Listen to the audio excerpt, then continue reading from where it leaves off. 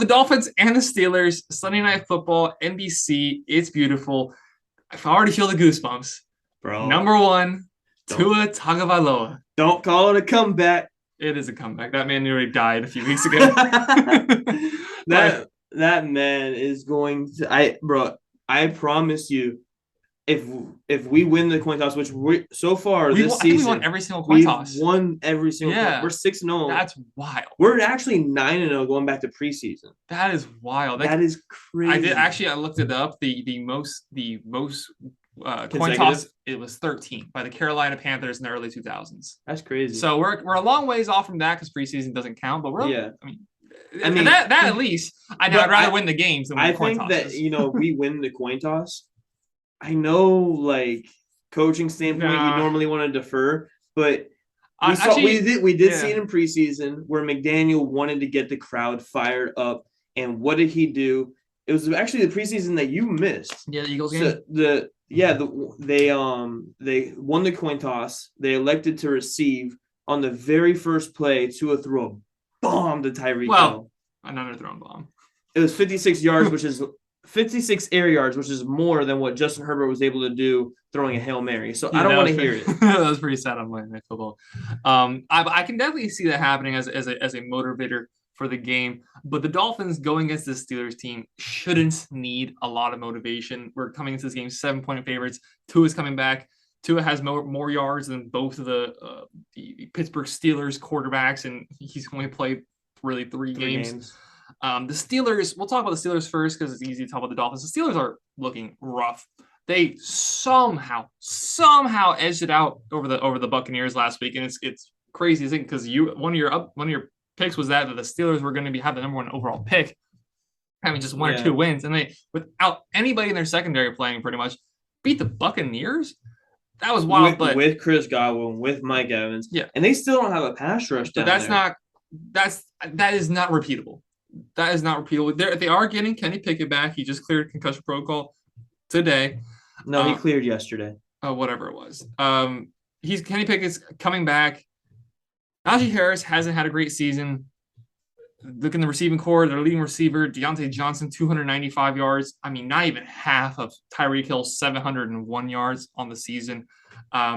Looking at the injury report, the only names I have here on their injury report aren't big names. So they are going to be fully healthy. Of course, TJ Watt is still going to be out for a decent part of the season. They have some players. This offense is atrocious, though. We're a little bit weak on defense. We're still going to be without Byron Jones. Nick Needham, obviously, out for the season. But this is a poor enough offense that even with our injuries on defense, we don't know when Ogba's coming back. We know Nick Needham's not coming back for the rest of the season. We don't know when Byron Jones is coming back. Even with all that being said, I feel very comfortable going against this poor Steelers defense or offense. Yeah, absolutely. And it really is their offense that is lacking more than their defense. I mean, they, with no one in their secondary, like you said, they gave up like 16 points or whatever, 18 points. But going back to their offense, they literally, I mean, how do you have a first-round pick in Kenny Pickett, George Pickens, who looks really good, is always open, has ridiculous catch radius. Chase Claypool sucks. But then you have I can't pronounce his first name right now. Johnson. Deontay. Come on, bro. I for whatever reason I wanted to say. Come on, bro. Deontay, really? I kept it's not Deontay that I was getting like tongue tied with. Not that name. I was thinking of a different name. Oh. I'm sorry, Deontay. I love you though. And he's always open. I think it's really going to be it might be X on Pickens, and it might be Igbo sticking it out on Deontay Johnson. Igbo had a decent. I'll give him a little bit of leeway, not even credit. I'm gonna distance the hate a smidge because he played decent. He played really well besides that one play. Besides that one play, he played really well. A pretty big pass interference call that led to a touchdown, which was a pass interference. I don't want to hear it. It was a pass interference. No. I'm not arguing if it was pass interference or not. What I will say is that if he would have been beat on that, so if he didn't pass interfere, it probably would have been a touchdown on that play. Yes. So but the fact is he did get beat. It was also his first snap on the field, and that was in like the mid third quarter. Was it? I don't think that was his first snap of the game. I think it was his He third was because I think they had like 2 plays before no, that. it was literally actually I'm sorry. So it was it was his first time being. Targeted. I think that was 2 plays after That's what I'm Needham saying. got hurt. Yeah, that's what I'm saying. So Needham got hurt. Actually no, because Crossan came in for Needham and then Crossing got hurt. So that was his Whatever. first play. So that was his first play that he got beat on. And they immediately targeted him. I mean, with the bright orange sleeves, it's kind of hard not to, oh Yeah. hey, there's Igbo. Okay. There's the worst corner on the team. Let's throw it to him. And he stepped up quite a bit. And I talked about before his lack of ball skills and his lack of instincts being his downfall. And he really, I didn't think that you can really learn those things. I thought it's just something you have to have.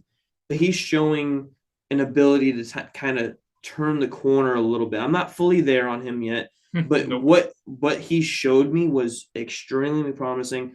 However, I almost I need him to show a little bit less just so we can trade for William Jackson because I mean I know what you mean though, because it's just like it's not rooting for failure, but it's rooting for it's rooting for Greer to get off his rear end and trade a third-round pick for this guy that you'll pay $5 million over the next 2 seasons for. Yeah, that's a position we're really weak because I mean there's conversations about Byron Jones might be out the entire season. No, obviously, you don't hope. I don't think he will be, but the fact that that's even just being floated in the air means he's not really near the point of return. I believe the way Mike McDaniel, I was listening to how he was talking and the words he was specifically using, and it seems like maybe not this week, maybe not next week, but the week after he may start his window. Bye week is week 10, I believe. So this is week 7. So yeah, so not this week, not next week. He might week 9, week 10. So he might return around the bye week, maybe after the bye week. So I mean, we definitely have missed him. We've definitely have missed him, but with Nick Needham going down, I understood not trading for him before because you're expecting Byron to come back. You're already paying him a lot of money. This guy wants to play man coverage and he wants to play a lot of snaps. So where was he going to go when Byron got back? Because you had X, Byron, and Needham as your top 3. Now you need him. Now you need him. I'm going to go cry in a corner now. Yeah, we need him too. We need Needham. We need him. But now we it's like, yeah, do you feel comfortable having Crossan as your third corner out there against slot? And truthfully, it's like he's okay, but William Jackson was a first-round pick for a reason. Now, his numbers have dropped off recently, but people don't understand really that his numbers are mostly because they've been playing a lot of zone coverage over in Washington, which is why he requested a trade. He wants to go play a lot of man. Now, he sucks in zone, but every single Dolphin corner sucks in zone. I'm glad to see Jerome Baker fall back one more time into zone. So one thing that I saw directly after Needham got hurt was, for whatever reason, we had Melvin Ingram line up against Adam Thielen. And I wanted to just strangle Josh Boyer right then and there. That's horrible. And then guess what? They got a first down to Thielen on that play with who would have thought with Melvin Ingram in coverage. Oh yeah, our best edge rusher so far in the season, guarding their second best wide receiver. Speaking of edge rushers, I mean Phillips came alive last game. Yes, and it's promising, but we've seen this. We saw this last year. Yes, he was one of the youngest rookies last year. He took forever to get going, and once he did get going, he was hot for the rest of the season. I really hope that's the case because last week he had a sack, 1 sack, 2 maybe. I think he had a sack and a half, and then he also had a few run stops in the backfield, as well as I think he had 4 pressures or something. I mean, and this is a good stretch of games for him to get pressures on the quarterback because especially we look at this game this week against arguably the worst offensive line in the league. Looking a few weeks down the road, we get to play the Bears. Again, one of the worst offensive lines in the league. Now, the Lions do have a good offensive line. I was just about to say, you just go against the Lions, then that's a top 3 offensive line. But these are bad teams that we know we need to win against. We've been saying this for weeks now. It's like once we hit this stretch, we need to go 5-0. If you go 5-0, you're 8-3 at the end of week 12. that is something that I'm very happy with, and I can especially envision it. going into our tough stretch of Yeah. games. Yeah, because then we do have to play the San Francisco 49ers, who we were just harping about in the last segment as a Super Bowl favorite. You get to go fly over to the West Coast and maybe at the time take on the best team in the league. That'll be a big eye opener one way or another for where this team stands after a stretch of easy games. What's it like now that you get to play one of the best teams in the league? McDaniel goes back into San Francisco. Raheem Mostert goes back into San Francisco, and we'll see what the team looks like then. But this stretch of games, starting with Pittsburgh, you have to win all 5 games. And quite frankly, I do believe we're going to win all 5. And starting on Sunday with Pittsburgh, I don't think Pittsburgh's offense can hang with us. I think their defense, it's getting healthier, but they still have a few injuries on the defensive side of things. Welcoming Minkah Fitzpatrick back into the stadium for the first time since he was traded. I don't think that their offense can hang with our defense. And then our offense now with Tua coming back, they're still beat up a little bit in the secondary. I think we should easily take care of the Steelers. Yeah. And once again, going back to their defense is beat up. They don't have TJ Watt. Outside of him, they haven't really been able to get pressure. Now, given we do have a hurt offensive line, but we have Teron Armstead coming back. It doesn't look like Austin Jackson's playing this week. But they're being really cautious with him. So I think they like Brandon Shell enough to start him at right tackle again. Now, given I much rather have Brandon Shell at this point than Greg Little, who had a 1.5 PFF. Him and your brother were just getting rolled. So I actually watched someone pointed out to me that Eichenberg really wasn't playing as bad as we all thought. And now he wasn't playing good, but a lot of the reasons that he was missing stunts is because when he went to go hand off someone to Greg Little, he couldn't get back on time. So there were slow feet there, but there was also Greg Little wouldn't take that person. So but he hasn't played well. He's been arguably our worst player on the offensive side. As far as starters go, he's been by far the worst. Like Greg Little is a backup. You don't expect a backup on a already bad offensive line to be performing. And look at who he's replacing. We've said so many horrible things about Austin Jackson. Like, we hate Austin Jackson, but we'll take Austin Jackson over what we have currently going on at Tua's blind side. Like, the left tackle is obviously usually the most important position on the offensive line, but Tua being a lefty, trusting that with Greg Little, with Austin Jackson, not good. It's not exactly pleasant. The Steelers pass rush, I know Cam Hayward was on the injury report, but it was only for vet rest, so he's going to play. TJ Watt is obviously the biggest piece of that defense, and without him, they don't hang. We talk about it with the Thursday night football game where they played against the Browns. They are a very defensive-minded team that has invested more money than any team in the league on their defense. And what fruit has that bared? They're 2-4, kind of lucky to be 2-4, barely edged out wins over the Buccaneers and Bengals, 2 very good teams, but there's a real possibility they could be 0-6 at this point.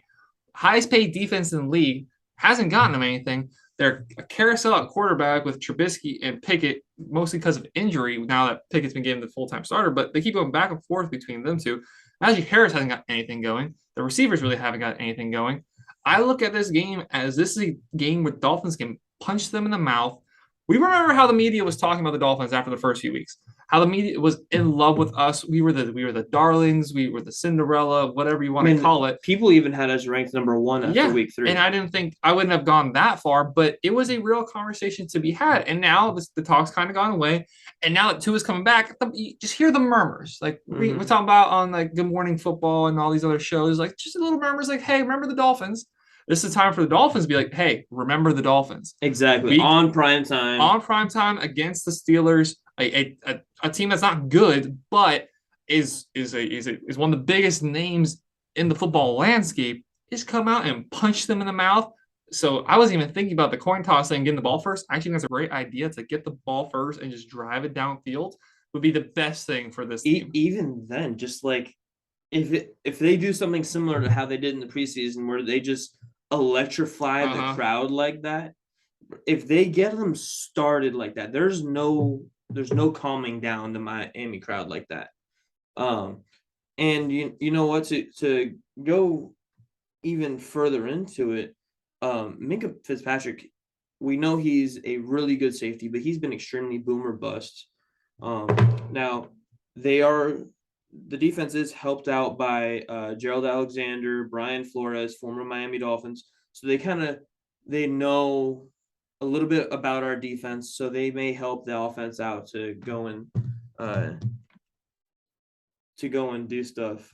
So yeah, so that's pretty much all I have to say on the subject. All right, so let's just get to it. What do you think? How do you think the game's gonna go? I know we both think it's gonna be we're gonna win, but is it gonna be close? Is it a blowout? I'll let you give your score prediction first. So I'm gonna go ahead and say it's gonna be 38-10. Oh, okay. I love that. I think it's gonna be, just a monstrous blowout. Mike McDaniel's gonna want to make a statement. Tua's gonna want to make a statement. This defense is going to want to make a statement. And I actually have a hot take for this game. I'll give it now, and then you just go watch my other hot takes I have later on in the other segment. But my hot take here is that the Dolphins defense is going to get multiple turnovers interception wise. They're going to get multiple interceptions. I think Igbo and Nex each come down with one. We need that. We need the turnovers to come back because that's been an issue which we've seen us have such bad field position against the Vikings, which is why a big reason that we lost that game is because we couldn't get the ball out of our own 20. So we need those. Need them. I'm gonna. I think it's gonna be a big score too. I'm not gonna go as quite as big as you. I'm gonna go 30 to.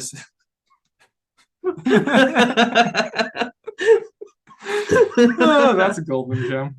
I'm gonna go with 30-17. The Miami Dolphins taking down the Steelers. Can't wait to be there. Really excited. Looking forward to the game.